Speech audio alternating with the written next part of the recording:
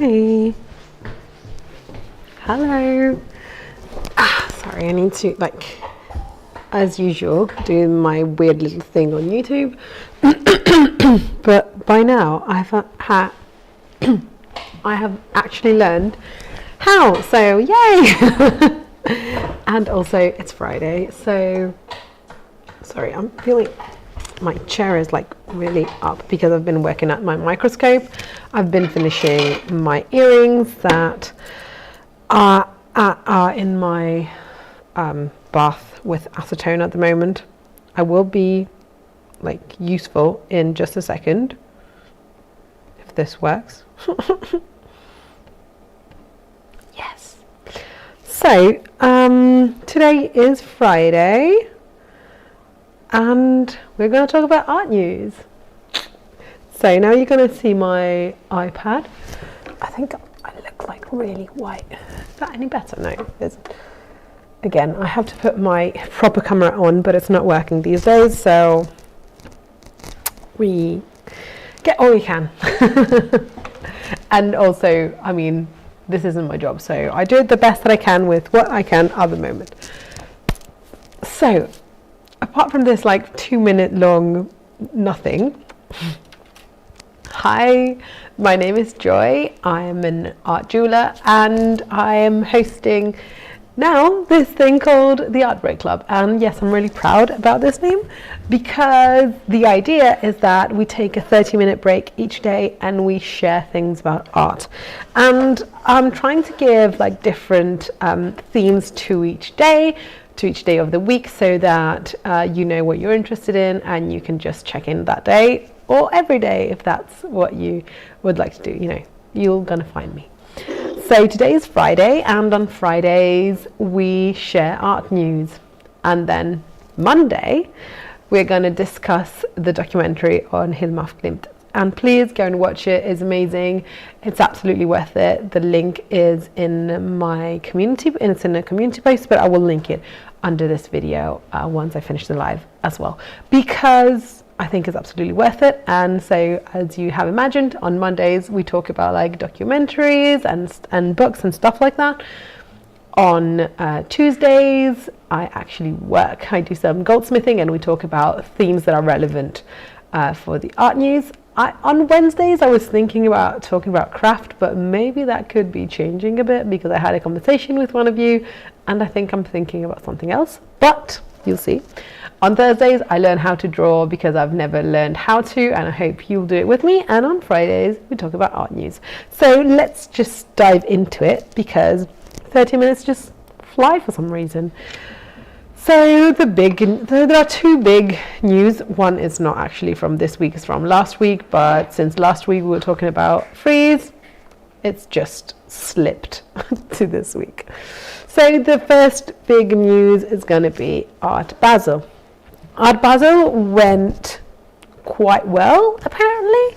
I wasn't in Paris, so it was Art Basel Paris. I wasn't there and I didn't attend it. I didn't have time or way to just go to Paris for one day to check out a fair and come back to my workshop. Unfortunately, I can't. But apparently it went quite well. This was one of the paintings that was one of the most expensive paintings. This sold at 9.5 million at the White Cube, and it's from 2013. It's basically a map of Iraq after the Arab Spring. It's very interesting, and it's from Julie Miretu. Sorry, I'm terrible at pronunciation at any language that's not Italian or English, so I apologize if I say names wrong. I probably will. So this was one of the most interesting things actually was that many female artists sold their stuff, which for me is super exciting because we should have 50-50 since that's like how many women and men usually, like grossly, we have. So I was very excited that we had many art pieces made by females sold at Paris, Art Basel, Paris. Another one was Viento Oro from Olga de Amaral. And I think what she does is absolutely amazing. It's textile art, and this one in particular has gold leaf on it. I think what she does is absolutely beautiful. It reminds me of where did I put it? Nope. Did I? I closed it. Anyway, I'm gonna find it again. But it was at the Turbine Hall at the Tate Modern, and let's see, I think it's still there actually, and it's this work. Where is it? It's the Hyundai Commission from Il Anatsui. Again, sorry for the pronunciation, but I saw this actually last year at the beginning 2024 when I was in London, and I thought that was absolutely amazing. And this reminds me a bit of what like Olga does, but in a bigger bigger, maybe less detailed version, but I get that feeling, you know, that movement, that kind of stuff. So anyway, I just thought of that. And she sold many of her pieces, well, not her, but the gallery that represents her. Oh, it was here. I'm such an idiot. All the works by Takako Yamaguchi, who won the Whitney Biennial, who was in the Whitney Biennial, were sold, the one that were available obviously at Art Basel. And I think that's another very interesting thing. She's another female, and also I think her paintings are quite soft and feminine. So it's not only because she's a female, but I think it's, you know, kind of female gazy kind of art, which I think is interesting. Outside, because Art Basel Paris, just like Frieze, they had a part that was open for everyone. So the biggest installation was this. It's called Vanitas. It's from Jessie Darling, who won the Turner Prize this year, if I'm not wrong. And it's this bent ladder, which was in the Petit Palais outside of the Grand Palais, which was where the exhibition was held at in Paris. And but again, even if all of this is like super interesting, the most expensive paintings was number 18 by Kazimir Malevich in the group Supremacism, and they didn't disclose how much they sold it for, but it's around 30 million kind of point. So yes, I mean, one of the things that was super interesting while I was checking like what has happened and stuff like that, apparently high spending individuals, let's say that the art market, which was supposed to be like declining, now it's actually in good shape for some reason. Every week I feel like there is an article saying something different, but whatever. But the very like high spenders are actually spending less, so there are less like high in the millions art purchases, even if we have more billionaires, unfortunately, in my personal opinion. But there are more, they are selling more art below 700,000 dollars. They were talking dollars, which in my opinion is quite interesting, because maybe, and this is maybe just my very optimistic view, but it feels like art that is less expensive, it's also a bit less speculative.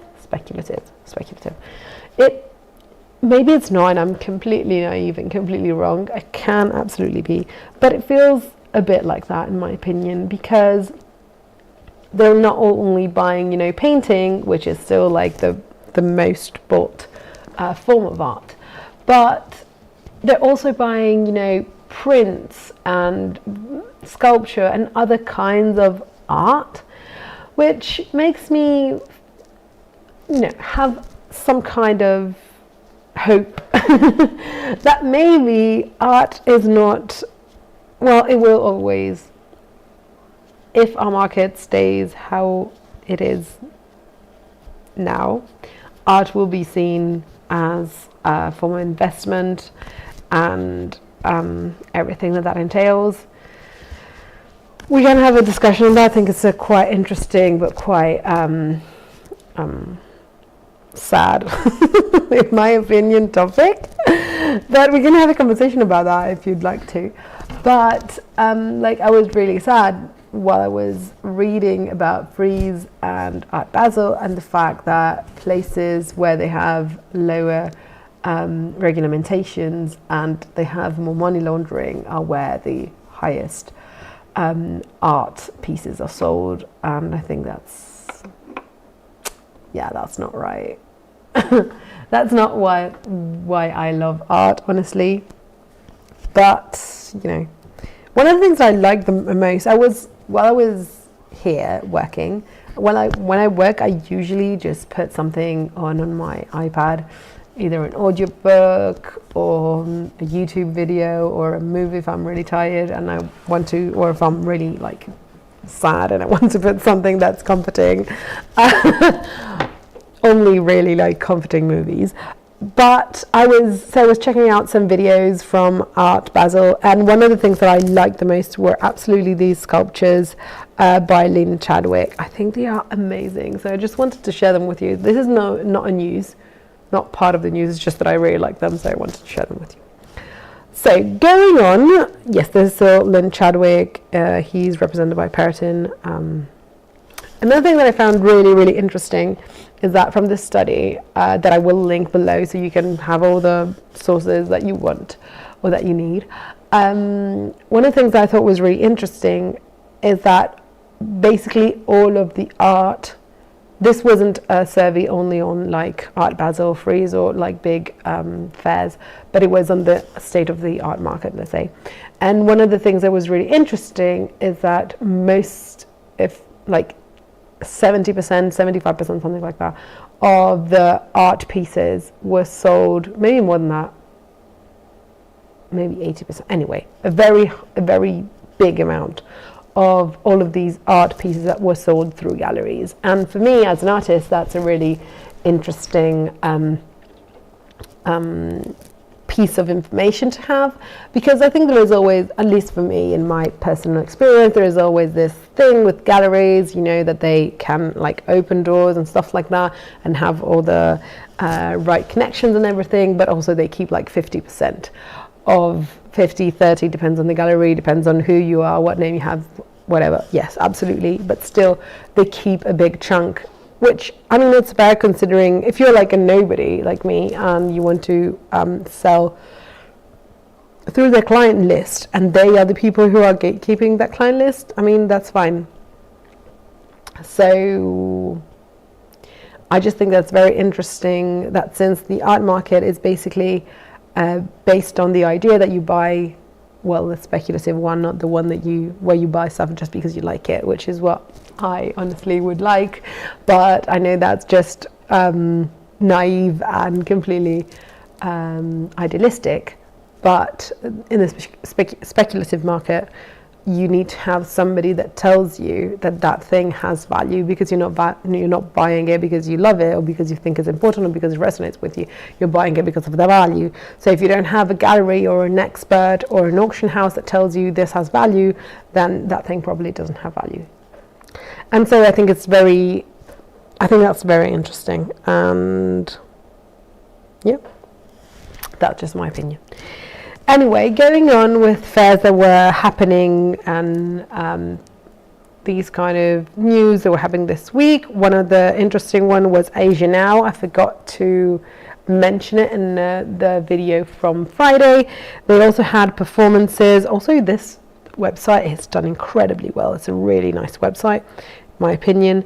And they also as I said, they had performances and they were based on celebrations and rituals, which I think is really, it's a really interesting topic. You can, it's super faceted, very, like many things to say. I feel like I'm really white. Let's see if I can turn it down a bit. Oops, now I'm whiter. Is that any better? I feel that's a bit better, yeah.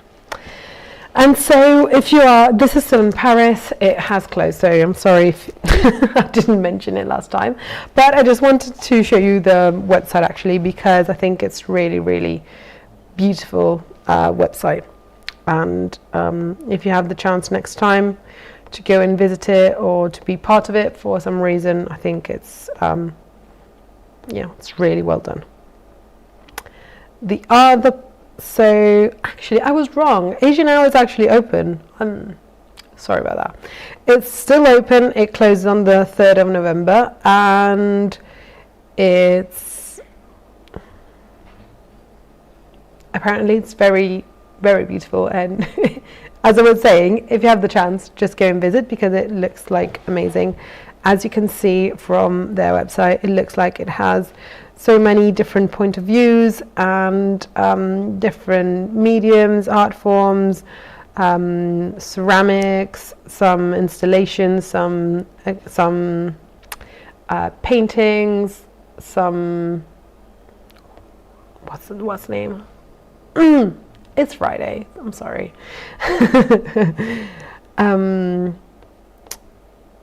Anyway. And Peretin was here, so Lynn Chadwick is actually probably both. I don't know.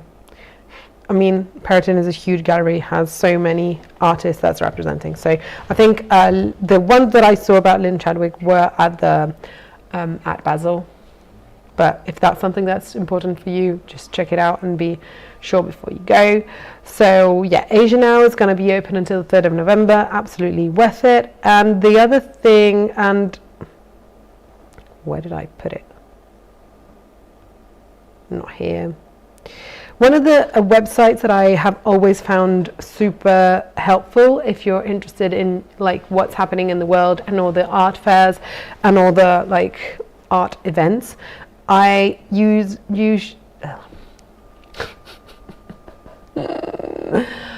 oh, my brain. I use this website called Art Fair Mag, and you can put, as you can see, there is, I don't know why there is that cursor there, but that huge arrow, I hadn't seen it. That's weird because I'm using my finger, but anyway. I'll link it below. And again, not that these are, you need to buy anything from them. They're not selling anything, but all the links that I put, they're not affiliate links because I don't have them, full stop. And I think this is really interesting because you can put the dates, the location, and you can see what's going on. So this is what's going on at the moment around the world. And I think this is just a very quick and easy way of understanding what's happening where you are, so you have the chance to check what's available. I really wanted to go to Artissima, which is in Turin, and it will be next weekend, but it will be my last weekend to prepare before we go to Philadelphia, so I won't have time to go to Turin. From where I live, it's about 4 hours to get there, so I just don't have, unfortunately, the whole day to go to Artissima. But Artissima is one of the biggest contemporary fairs in Europe, and especially in Italy, and it's absolutely one of the places to check out if you're into contemporary art in Europe and in Italy. Again, there are so many of these fairs. It depends on where you are. I think I'm just going to highlight the biggest ones, but if you are anywhere in the world, this structure is really easy to follow, and you can find exactly what you would like where you are. And so that's unfortunately I can't go to New York City Jewelry Week, even if I've seen some people that are going to be there for the last part of November, but here it says that it's on the 24th of October, so maybe there are two different like moments.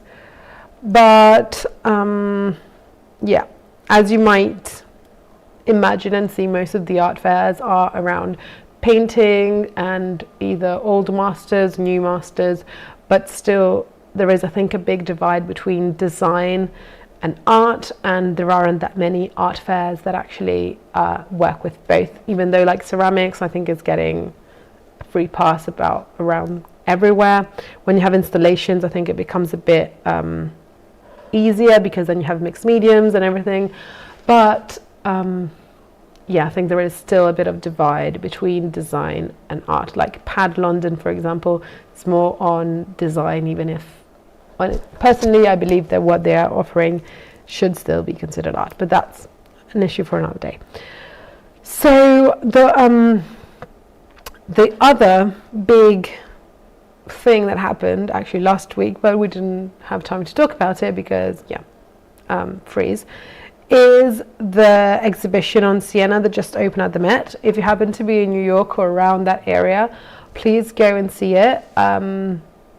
I would really like to while I'm in Philadelphia, but I don't think that I'll have the time. But if I do, I'll absolutely go and see it, even if it's quite weird to go to New York to see something that comes from Italy and like literally like 3 hours from where I live. But whatever, we know that these paintings are not in Italy. So if you don't get to go, or even if you do and you just want to like know what you're going into, I recommend this article in the New York Times. Other than the fact that the pictures are absolutely stunning, I think the article is quite interesting, and there are so many different like artists that sorry, I didn't tell you, but it's the exhibition is called The Rise of the Painting, and it's before what we consider like a classic Renaissance, Italian, Florentine Renaissance. And so there are people like Duccio, Simone De Martini, and it's a very I have to put a disclaimer here. My sister is an art historian, and she is like actually doing like she actually published I don't know what's happening to my mouth today, I'm sorry. She published an article on Simone De Martini, so I've been my head has been like filled with critiques and ideas of this fair, so I really want to go and see it now. But it seems absolutely amazing. These artists are so underrated because we give so much importance to the Italian Florentine Renaissance, which obviously it's amazing and everything, wow, but still I don't think that these artists are less relevant. And also especially Simone De Martini, which is the one I know best because of my sister, as I mentioned.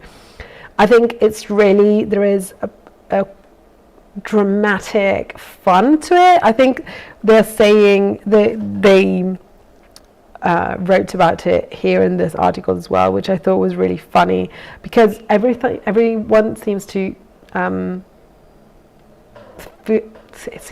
that everything has to be so serious just because most of these are religious.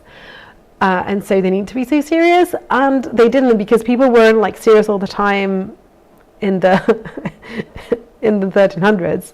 They weren't more serious than we are today. You know, we're still the same. We're still human. And you know, there is one of the panels, the Annunciation, which is actually at this exhibition. The description here, I don't know if you can read it. I'll open it there. And if you can read it, I think the passage, the Virgin is clearly terror-struck by the life or death news that the angel is bringing. I think that's such an amazing quote, because it's so human. You know, if an angel would just arrive here and tell me, hey, you're just going to have a child, regardless on what we believe or what we don't believe. If that happened, you know, you were like, oh my God, what's happening? Why? You would, you know, it would be terrifying, an absolutely terrifying thing. So I think it's just super interesting, and also it's a very, I think it's, as an Italian, obviously this is super nice that this is getting some traction, but also seeing parts of our beautiful history that are not so mainstream, showcased in this beautiful way. I really, really appreciate it. So that's the biggest, I think. It opened on the 13th of October, so last week, and it will go on until the 24th of January. If I'm not, I'm gonna check.